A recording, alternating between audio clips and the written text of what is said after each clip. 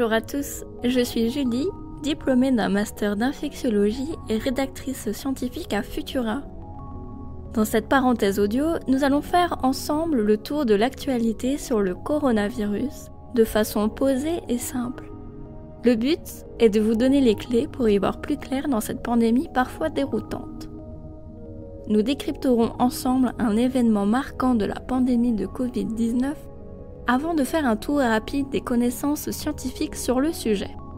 N'oubliez pas de vous abonner au podcast produit par Futura pour être au plus près de l'actualité scientifique. Et si le cœur vous en dit, laissez-nous une note et un commentaire sur vos plateformes d'écoute préférées.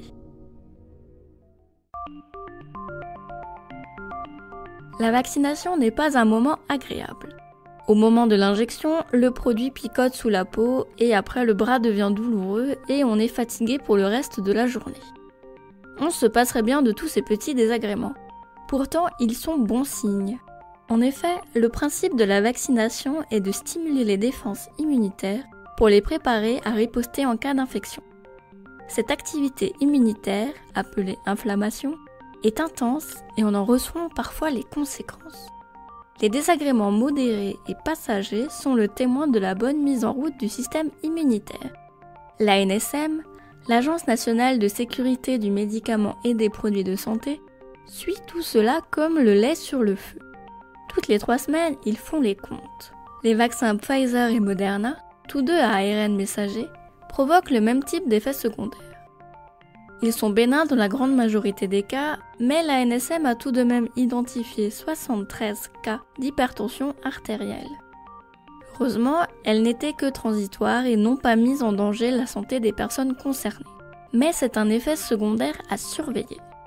Le vaccin d'AstraZeneca, qui est basé sur un adénovirus modifié pour qu'il présente la fameuse protéine S, est plus immunogène de nature.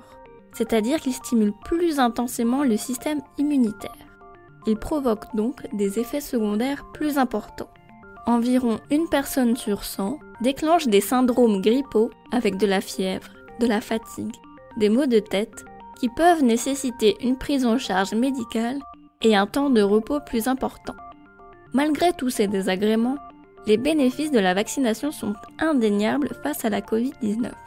Pour en savoir plus sur les effets secondaires de la vaccination, vous pouvez lire l'article « Pourquoi avoir quelques effets secondaires après un vaccin est-il bon signe ?», déjà en ligne sur Futura.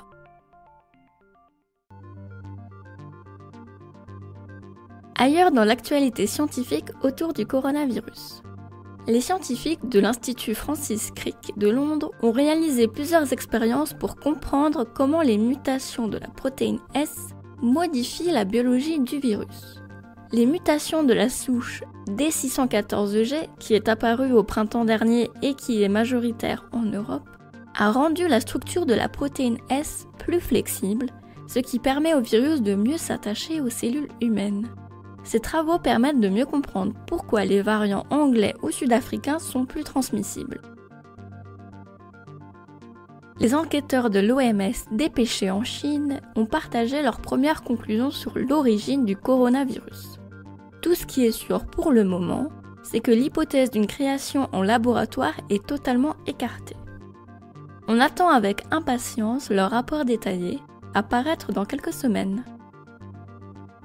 Toujours l'OMS, qui a accordé une autorisation d'urgence pour le vaccin d'AstraZeneca, permettant aux pays n'ayant pas les moyens de vérifier son efficacité et ne pouvant pas stocker les vaccins fragiles de Moderna et Pfizer, d'avoir accès à un vaccin contre le coronavirus.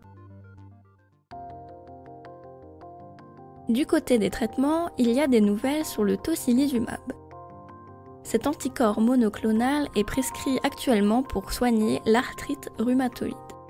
Les résultats de l'essai clinique européen Recovery indique que le tocilizumab réduit la mortalité des patients hospitalisés pour la Covid-19.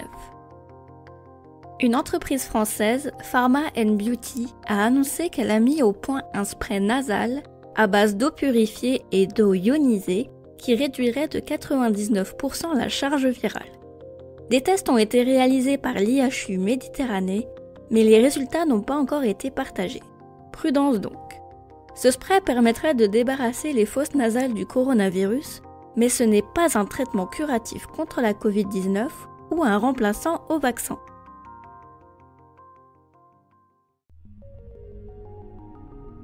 Merci d'avoir écouté cette première pastille coronavirus.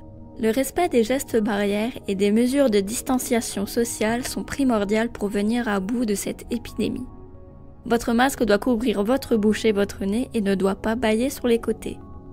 N'oubliez pas de vous laver les mains régulièrement au savon et à l'eau. Les efforts de chacun comptent. Pour soutenir notre travail et améliorer notre visibilité, abonnez-vous et partagez ce podcast autour de vous. Vous pouvez retrouver toute l'actualité scientifique sur le coronavirus sur Futura. À très bientôt!